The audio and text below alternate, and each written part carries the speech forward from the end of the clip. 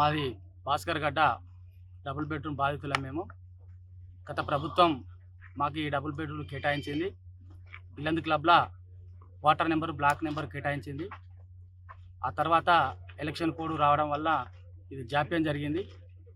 దీనికి కలెక్టర్ గారి దగ్గరికి పోతే ఎమ్మెల్యే గారి పేరు చెప్పడం, ఎమ్మెల్యే గారి దగ్గరికి పోతే కలెక్టర్ గారి పేరు చెప్పడం, ఇట్లనే జాప్యం జరుగుతుంది. ఇక మాకు పట్టాలు వచ్చి అవకాశం లేదని చెప్పేసి ఇక్కడ టెంట్ వేసుకొని 3 రోజుల నుంచి కూర్చోవడం జరుగుతుంది. మాకు పట్టాలు వచ్చే వరకు కూడా ఇక్కడ నుంచి కదిలేదు.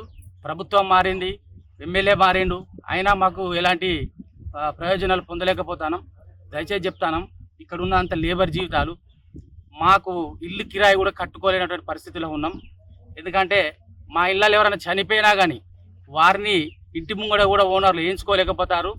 ఇప్పుడు కరెంటు బిల్లులు మాఫీ అయినాయి అని చెప్పేసి ఇప్పుడు ఇంటి కిరాయిలు కూడా పెంచడం జరిగింది. దీనికి మేము బాగా బాధపడతాం. అందరూ కూలీనాలు చేసుకున్నటువంటి జీవితాలు. దీనికి తక్షణమే ప్రభుత్వం స్పందించి మాకు పట్టాలు ఇవ్వాలని కోరుకుంటున్నాం.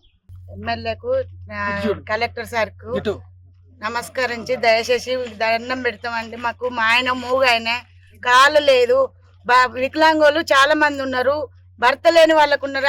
అల్లటైన ఇంట్లోకే మీరు ఇచ్చడానికి మమ్మల్ని ఇంత సతాయిస్తాను.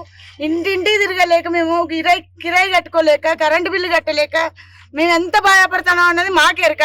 ఈ 3 రోజుల కానీ మేము ఇక్కడ నీళ్లు నిప్పులు లేక ఎక్కడ నీళ్లు తెచ్చుకోలేక తాగలేక మేము మస్తు బాధపడతాను.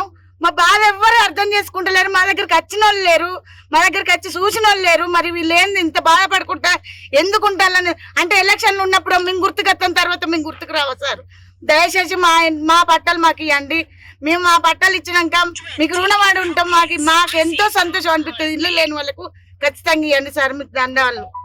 భూపాలపల్లి జిల్లా బాసర్గడ్డలో కొత్తగా వెలిసినటువంటి డబుల్ బెడ్రూమ్లు మరి ఆ రోజు మరి మా ఇల్లందు క్లబ్లో బీఆర్ఎస్ ప్రభుత్వం మరి అలాట్మెంట్ చేసింది. ప్రతి బ్లాక్లో ఇచ్చారు, బ్లాక్ నెంబర్లు ఇచ్చారు, ఇంటి నెంబర్లు ఇచ్చారు, ఫ్లోర్ నెంబర్లు ఇచ్చారు.